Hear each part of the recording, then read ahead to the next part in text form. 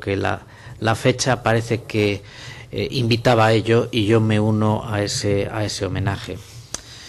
Y me hubiera gustado que así hubiera sido, sin más consideraciones, porque la propuesta que el director general nos hacía a mí me parece muy razonable, pero evidentemente no va a poder ser así. Yo a veces tengo un sentimiento encontrado con mi compañero de escaño y de provincia, el portavoz socialista, que sufre extrañas transformaciones. A mí me recuerda Jekyll y Hyde. Es un hombre cordial y hasta sensato y en el tratamiento normal, y sin embargo se transforma cuando coge el látigo y se convierte en el fustigador del gobierno con o sin razón. Parece que hubiera un mandato divino o humano que le hace transformarse, incluso perdiendo toda esa razón que utiliza generalmente en su vida normal.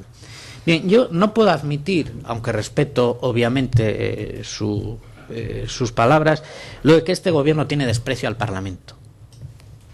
Creo que este gobierno está compareciendo permanentemente en el Parlamento, comenzando por su presidente, pleno sí, pleno no, dando explicaciones, trayendo proyectos, trayendo comparecencias de todo tipo y evidentemente dando explicaciones siempre que la Cámara lo solicita. La circunstancia que se ha producido en esta comisión, si quieren podemos seguir hablando toda la mañana de ella, pero yo creo que ya con el desahogo que el portavoz socialista inicialmente había tenido y el resto de los portavoces legítimamente, y la protesta a la que yo me he sumado personalmente también en nombre de mi grupo para que se agilicen estas comparecencias, podíamos dar por zanjado este episodio y centrarnos en lo que nos ocupa. Pero bien, vamos a ello, porque tampoco puedo aceptar el que este gobierno no se haya ocupado ni se haya preocupado del tema que en el fondo subyace tras toda esta tragedia, que es la cuestión de la minería. Y señor del Blanco, yo le quiero recordar que esto no será así cuando hace apenas unos días este gobierno ha firmado un acuerdo en el que a lo mejor la consecuencia es que les deja a ustedes sin ningún tipo de discurso, pero ha firmado un acuerdo con los sindicatos, con los representantes sociales, ha firmado un acuerdo con las empresas, con todas las empresas que quedan en el sector, y ha firmado un acuerdo en el que todo el mundo ha cedido, lógicamente, pero un acuerdo que han firmado todos y que permiten que se vaya a poder seguir hablando de minería en el futuro. Por lo tanto, yo creo que se han hecho los esfuerzos racionales para llevar el agua al cauce donde debe de estar. Es curioso el argumento, cuando hablamos de minería, de que, hombre, es que las manifestaciones mineras siempre han sido así. Y es más curioso que ahora se recuerde que incluso en alguna época, podemos remontarnos a la República, en Asturias sirvieron para luchar en determinados momentos contra la dictadura. Fantástico argumento cuando estamos en la España del siglo XXI y cuando hay un Estado de Derecho en el que una de las cuestiones que no deben ser nunca negociables es el orden público. Tanto unos como otros hemos defendido, cada uno desde nuestros planteamientos, al sector minero. Esa es una batalla de todos, a la que hemos llegado, como digo, a un buen término.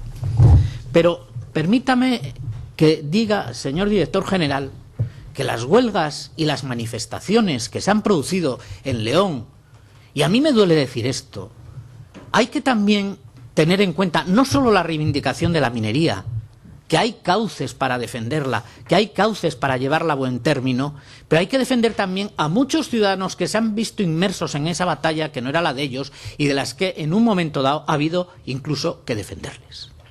Y yo creo que la actuación de las fuerzas de seguridad del Estado en la provincia de León, y yo creo que los mandos de esas fuerzas, encabezados por el subdelegado de León y por el delegado del gobierno en Castilla y León, han sido ejemplares. Y yo lo que le pido en este momento es que si realmente, y creo que es su obligación, y estoy convencido de que así lo habrán hecho a lo largo de estos meses, han depurado ustedes responsabilidad alguna, que nos lo manifiesten. que lo sepamos. Es decir, si ha habido algún exceso, y no me cabe la menor duda que entre las obligaciones que ustedes tienen habrán analizado aquellas intervenciones al pie de la letra y con lupa, porque en los momentos en que estamos, usted lo ha dicho antes, la cuestión no está para bromas, que nos lo cuente. Y si no se han producido esos excesos y ustedes no los han detectado, yo le digo que sería el momento de correr la cortina, de honrar a los muertos, de recordar a los muertos, de animar a los vivos a que sigan en esa pelea por los cauces razonables, por los cauces legales, por los cauces democráticos, para dar un futuro a un sector que efectivamente es un sector sacrificado, pero que en estos momentos empieza a haber una ventana más allá del 2018. Por lo tanto, separemos las dos cuestiones: la lucha minera, que todos apoyamos por los cauces razonables, y luego las actuaciones de las fuerzas y cuerpos de seguridad del Estado, que, como repito, en democracia, en el Estado de Derecho en que nos encontramos, el orden público no debe ser negociable y así deben actuar para preservar el orden público. Por lo tanto, desde mi punto de vista, es una pena que no hayamos podido zanjar este asunto con la oferta del director general, sin haber tenido que hurgar más en la herida, escarbar más en la herida y traer a la memoria de todos esas fotografías que podemos ver o ese relato que sin duda usted nos puede hacer. Yo, señorías, les agradecería que pidiésemos que el director general nos aclarase si realmente del análisis interno que se ha hecho ha habido alguna actuación. No conozco yo tampoco que nada haya llegado a los tribunales y, por lo tanto, si así fuere, díganoslo y obremos en consecuencia. Muchas gracias. Muchas gracias, señor Aznar, director general. Gracias, señor presidente. Señorías, a mí me cuesta tremendamente ponerme a hablar y dar los datos que evidentemente yo tengo encima de la mesa. Me cuesta, porque efectivamente, de verdad se lo digo de corazón, siento tremendamente tener que hablar de estos temas a un mes de una desgracia como la que haya pasado y a año y medio de lo que ha sucedido. Ya somos dos los que no hemos conseguido ver a cargos públicos. Lo que pasa es que yo he sido 20 años diputado en el Congreso y desgraciadamente ha habido cantidad de personas de cargos públicos que no he visto nunca por las comisiones. Pero le voy a decir algo más. Si me refiero a ministros y secretarios de Estado, no le digo ya directores generales, ni uno. Entonces, claro, las posibilidades son las que son. Y si cuando ustedes marcan las pautas cuando gobiernan son válidas, cuando nosotros gobernamos, por lo menos pedimos la misma corresponsabilidad que hemos tenido nosotros cuando gobernábamos. Ya somos dos. Pero le digo que tiene razón, que tenemos que acudir más a esta Cámara y yo soy el primero que estoy dispuesto a hacerlo con mayor frecuencia.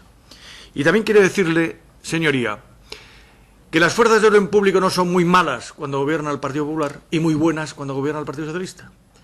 Y que las cargas que se producen cuando gobierna el Partido Popular son horrorosas y que cuando gobiernan ustedes son unas cargas que no merecen la crítica de absolutamente nadie.